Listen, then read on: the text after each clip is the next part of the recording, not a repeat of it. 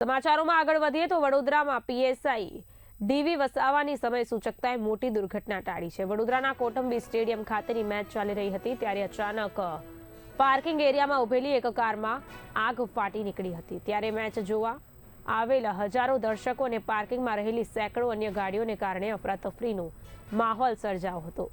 ઉલ્લેખનીય છે કે આગ લાગતા જ પીએસઆઈ ડીવી વસાવાએ વિલંબ વગર એક્શન લીધું હતું અને આગની ચપેટમાં આવેલી કારના કાચ તોડીને જીવના જોખમે તે કારને અન્ય ગાડીઓથી દૂર ખસેડી હતી। ત્યારે બહાદુરી બદલ બીસીએ દ્વારા પીએસઆઈ વસાવાનું વિશેષ બહુમાન કરવામાં આવ્યું હતું।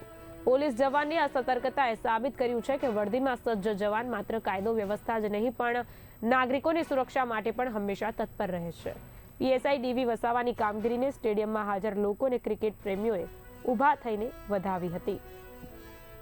कदाच હું સમય પર ના પહોંચ્યો તો એક લાઇનમાં કદાચ કમસે કમ 40 થી 50 ગાડીઓ ઊભી થઈ તો કદાચ એમાંથી ઓછામાં ઓછી 10 ગાડીઓને તો આગ લાગતી હતી।